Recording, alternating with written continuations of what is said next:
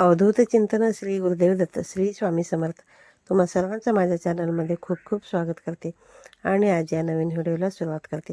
आजच्या या व्हिडिओमध्ये आपण जाणून घेणार आहोत बघा, जी काही माहिती आज आपण जाणून घेणार आहोत तर ती खास सर्व पितरी दरच्या अमावस्येच्या बाबतीतच असणार आहे.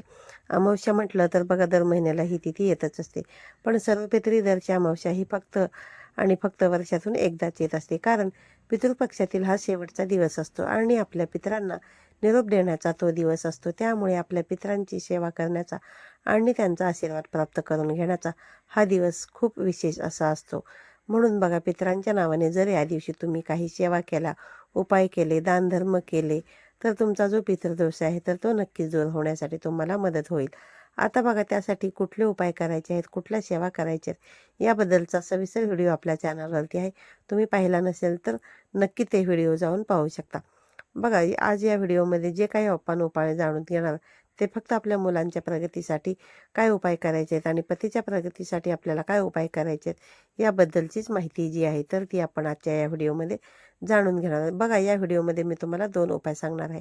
जो पहिला उपाय असणार आहे तो फक्त मुलांसाठी असणार आहे आणि जो दुसरा उपाय आहे तो आपल्या पतीसाठी करू शकतो. आणि बघा, मुलांसाठी आणि पतीसाठी दोन्हीसाठी जो दुसरा उपाय आहे तो तुम्ही करू शकता. दोघांपैकी एक उपाय करायचा असेल तर तो तुम्ही नक्कीच करू शकता. तर बघा, उपाय कशा पद्धतीने करायचा आहे हे मी तुम्हाला सर्वप्रथम सांगते. अमावस्येचा प्रारंभ आणि शेवट बघा कधी आहे हे मी तुम्हाला सांगते. अमावस्येचा प्रारंभ बघा आज म्हणजेच 1 ऑक्टोबर 2024 रोजी रात्री 9:40 होत आहे. तर उद्या 2 ऑक्टोबर 2024 रोजी रात्री 12:19 ही अमावस्येची तिथी असणार आहे आणि 12:19 ही अमावस्या समाप्ती होणार आहे. तर बघा, आपण कुठलीही जी तिथी साजरी करत असतो तर ती सूर्याने पाहिलेली तिथी साजरी करत असतो. सूर्याने पाहिलेली तिथी आपण ग्राह्य धरत असतो. म्हणून बघा, उद्याचा जो दिवस आहे तो सूर्याने पाहिलेला आहे. म्हणून बघा, तोच दिवस कुठल्याही तिथीसाठी ग्राह्य धरत असतो. म्हणून 2 तारखेला सर्व पितृदर्शी अमावस्या जी आहे ती आपल्याला करायची आहे. तर बघा, सर्व पितृदर्शी अमावस्येला ज्या लोकांची बघा तिथी असते, ज्यांच्या घरामध्ये श्राद्ध असतं परंतु ज्यांच्या घरातील पितृ झालेले आहेत त्यांनी देखील आवर्जून सर्व पितरी अमावस्येला थोडासा घास कावळ्यासाठी काढून ठेवायचा आहे. तुम्ही बघा, काहीतरी पदार्थ बनवू शकता. जसं की बघा, आपण पितराच्या स्वयंपाकामध्ये उडदाचे वडे किंवा खीर बनवतो किंवा गोड पोहे असतात ते बनवू शकतो. जसं बघा, तुमच्या भागामध्ये जे जे पदार्थ बनवले जातात त्यातलं काही ना काही पदार्थ हा आपल्याला बनवायचे आहे आणि कावळ्यासाठी घास ठेवायचा आहे. ते शक्य नाही झालं तर कमीत कमी दही भात का होईना आपल्याला उद्याच्या दिवशी ठेवायचाच आहे. बघा, हे झालं सर्वपित्री अमावस्येच्या बाबतीत. बघा, आता आपल्याला उपाय कसा करायचा आहे हे मी तुम्हाला सांगते. सर्वप्रथम पहिला जो उपाय आहे तो आपल्याला भाताचा करायचा आहे. बघा, आता या उद्या सर्वपित्री अमावस्या असल्यामुळे असंही उपायांसाठी तुम्ही भात बनवणारच आहात. बघा, आता उपायासाठी जो काही भात बनवतो तो नेहमी बघा वेगळा असायला हवा. जेवणामध्ये आपण तो मिसळत नाही आणि खाण्यातला भात जो असतो तो वेगळा घ्यायचा आहे. आणि बघा, उपायासाठी जो वेगळा भात आपल्याला शिजवायचा आहे त्यामध्ये तेल, तूप, मीठ काहीही घालायचं नसतं. फक्त पाण्यामध्ये तो भात आपल्याला शिजवून घ्यायचा असते. आता बघा, ह्याच भातात जो आहे तो तुम्हाला कावळ्यासाठी ठेवायचा असेल तर तुम्ही त्यातला थोडासा भात काढून घेऊ शकता आणि त्यातला थोडासा जो भात आहे तो तुम्ही या उपायासाठी घेऊ शकतात. आता हा जो उपाय बघा, शक्यतो तुम्हाला दुपारी 12 वाजेपर्यंत करायचा असतो किंवा मग 12च्या आत करायचा असतो. अगदीच बघा, थोडंसं इकडे तिकडे झालं तरी सुद्धा चालेल, पण जास्त उशीर तुम्ही करू नका. शक्यतो 12च्या आतमध्ये करण्याचा किंवा बरोबर 12लाच करण्याचा हा तुम्ही प्रयत्न करा. जो भात तुम्ही घेतलेला आहे तो तुमच्या मुलांवरून तुम्हाला ओवाळायचा आहे. मुलांना पूर्व किंवा पश्चिमेकडे तोंड करून बसायला सांगायचं आहे आणि बसणाऱ्याचं तोंड आणि जी व्यक्ती म्हणजे ती आई ओवाळणार असेल तर तिचंही तोंड जे आहे ते पूर्वेकडे किंवा पश्चिमेकडे व्हायला पाहिजे. दक्षिण दिशेकडे तोंड करून बसायचं नाही, ही गोष्ट तुम्हाला लक्षात ठेवायची. आज मुलांना बसायला आसन द्यायचं आहे. डायरेक्ट बघा जमिनीवरती बसवायचं नाही. आसन दिल्यानंतर मुलांवरून हा भात 7 वेळेस उतरवायचा आहे. आता हा भात तुम्ही एखाद्या नारळाच्या करवंटीमध्ये घेऊ शकतात, प्लेटमध्ये घेऊ शकतात, पत्रावळीत जाऊन कशामध्ये तुम्ही घेऊ शकता. अशा पद्धतीने मुलांवरून तुम्हाला 7 वेळेस हा जो भात आहे तो उतरवायचा आहे. आणि भात उतरवत असताना मौन धारण करावे. बडबड करायची नाही किंवा मध्येच हसू नये. कारण आपण उपाय करत आहोत याचं भान आपल्याला ठेवायचं आहे. फक्त हे करत असताना मनामध्ये शुद्ध भाव ठेवायचा आहे. माझ्या मुलांमधील जी काही नकारात्मकता आहे ती निघून जाणार आहे आणि मी माझ्या मुलांची फक्त प्रगती होणार आहे. अशा पद्धतीने हा जो सकारात्मक भाव ठेवून तुम्ही हा उपाय केला तर नक्कीच त्याचे फळ जे आहे ते तुम्हाला मिळेल. भाताचं काय करायचं तर जो भात आहे तो बघा ओवाळल्यानंतर सरळ तुम्ही तुमच्या गॅलरीमध्ये, गच्चीमध्ये, टेरेसवरती, अंगणामध्ये जायचं आणि ज्या ठिकाणी पक्षी येतात बघा त्या ठिकाणी तो भात ठेवायचा आहे, जेणेकरून ते पक्षी येतील आणि तो खाऊन जातील. अशा पद्धतीचा हा जो उपाय आहे तो तुम्हाला करायचा आहे. आता राहिला प्रश्न बघा, तुम्हाला 2 मुलं असतील तर 2 मुलांसाठी काय करायचं? दोघांसाठी तुम्हाला वेगवेगळा भात घ्यायचा आहे. एकाच भाताने दोघांनाही हा उपाय करायचा नाही. वेगवेगळा भात तुम्हाला मुलांसाठी घ्यायचा आहे. बनवताना एकत्र बनवू शकता, पण उपाय करताना तुम्हाला वेगवेगळा भात घ्यायचा आहे.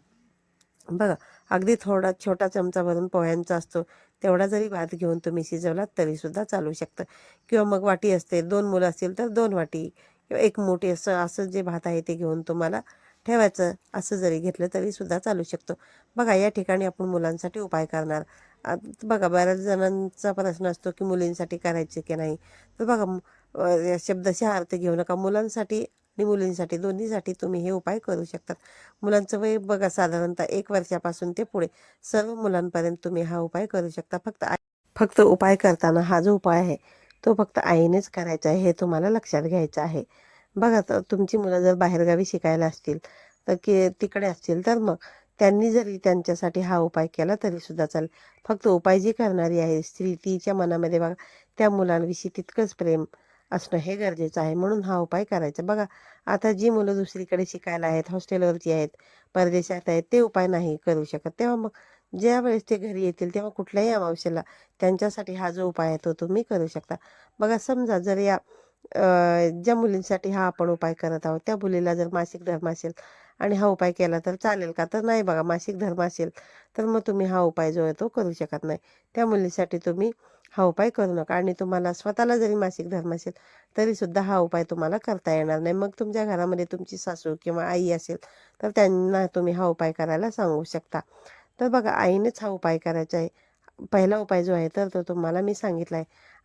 आता दुसरा उपाय बघूया. पितृपक्षाचं बघा अनन्यसाधारण असं महत्त्व आहे. काळ्या तिळाला खूप महत्त्व असं पितृपक्षामध्ये आहे. बघा, अमावस्येच्या दिवशी आपण जर पिंपळाच्या झाडाला किंवा शनी मंदिरामध्ये जाऊन जर काळे तिळ अर्पण केले तर महादेवांच्या पिंडीवरती काळे तीळ अर्पण केले जातात. तर बघा, असे केल्याने पितृदोष जो आहे तो दूर होतो. हे तुम्ही ऐकलंच असेल आणि मी पण तुम्हाला मागच्या एका व्हिडिओमध्ये सांगितलेलंच आहे. बघा, तर हा काळा तीळ, हे जे काळे तीळ आहेत या काळ्या तिळाचा उपयोग आपल्याला करायचा आहे. तर कसा? तर बघा, आपल्या पतीची प्रगती व्हावी यासाठी, आपल्या मुलांची प्रगती व्हावी यासाठी आपल्याला हा उपाय करायचा आहे. थोडेसे काळे तीळ तुम्हाला तुमच्या हातामध्ये घ्यायचे आहेत.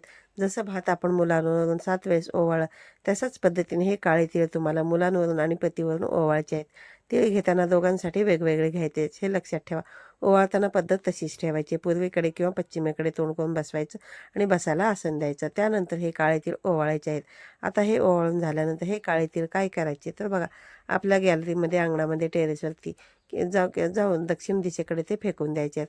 अगदी थोडेसे काळे तीळ घ्यायचे आहेत. तुम्ही भरपूर या ठिकाणी तीळ घ्यायची गरज नाही, पण बघा दक्षिण दिशेकडेच तुम्हाला हे तीळ जे आहेत फेकून द्यायचे आहेत. अशा पद्धतीने हा जो उपाय आहे तो तुम्हाला करायचा आहे. बघा, हे दोन्ही जे उपाय आहेत ते उपाय केल्यानंतर आपल्याला हातपाय स्वच्छ धुवून घ्यायचे आहेत आणि त्यानंतर पुढच्या कामाला सुरुवात करायची आहे. उपाय करत असताना मौन व्रत धारण करावे. मध्ये मध्ये जास्त बडबड करू नये. मनामध्ये फक्त शुद्ध भावना ठेवावी. आपण जो काही उपाय करत आहोत ते आपल्या मुलांच्या आणि आपल्या पतीच्या प्रगतीसाठी करत आहोत आणि त्यांची प्रगती ही होणारच आहे असं 100% जर तुम्ही विश्वास ठेवला, त्या ठिकाणी दाखवला तर नक्कीच तुमच्या घराची भरभराट झाल्याशिवाय राहणार नाही. तर बघा, उद्याची तिथी ही अतिशय महत्त्वाची आहे आणि ही जी तिथी आहे ती फक्त वर्षातून एकदाच येणारी तिथी आहे. त्यामुळे ही संधी तुम्ही सोडू नका आणि या आलेल्या संधीचं सोनं करून तुम्ही जे काही मी व्हिडिओमध्ये सांगितलेले ते उपाय नक्कीच करा.